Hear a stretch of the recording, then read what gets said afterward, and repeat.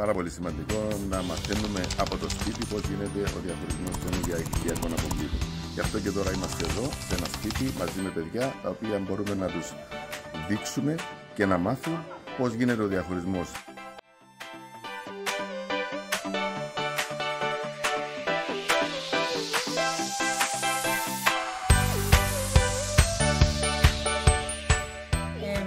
Σήμερα κάναμε το Carolina's Brunch Club, το Fruit Salad Edition και προσπαθήσαμε να μάθουμε στα παιδάκια,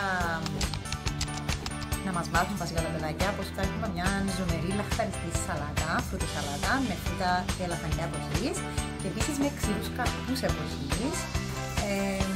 Και στη συνέχεια τα παιδάκια όταν τελειώσαν το Fruit Salad Making μου έδειξαν πώς χωρίζουμε, που βάζουμε τα απόβλητα που παραχθήκαν, τα οργανικά απόβλητα, κατά τη διάρκεια που φτιάξαμε τη σαλάτα μας.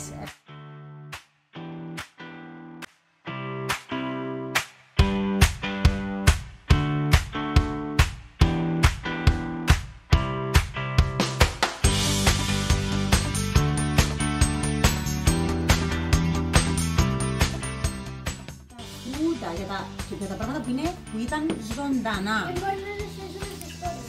Συγγνώμη.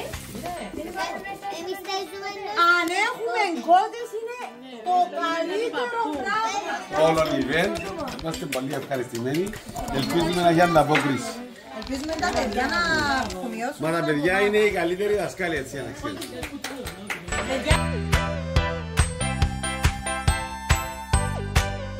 Πώς θα περάσατε σήμερα?